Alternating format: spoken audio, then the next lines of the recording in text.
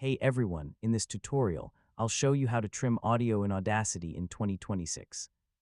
Trimming is useful when you want to remove unwanted audio from the beginning or end of a recording while keeping the section you actually need.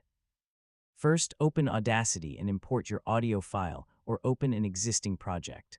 Look at the waveform and identify the part of the recording you want to keep. If there's unwanted silence or noise at the beginning, click and drag across that section to select it. Make sure the selection ends exactly where the useful audio begins.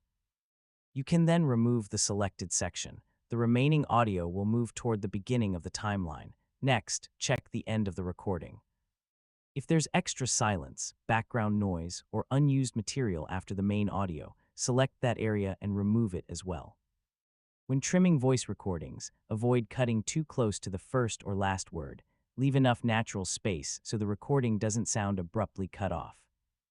You can zoom in to make the selection more precise. The waveform can help you identify where speech starts and stops, although it's always best to listen before making the final decision.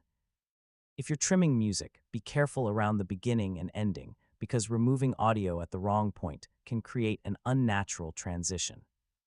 You can also use the selection controls to make more precise selections when you need to trim a specific amount of audio. After trimming, play the beginning and end of the track.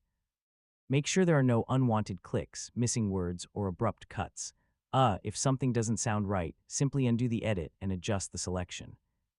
It's much easier to make a clean trim when you take a few seconds to listen.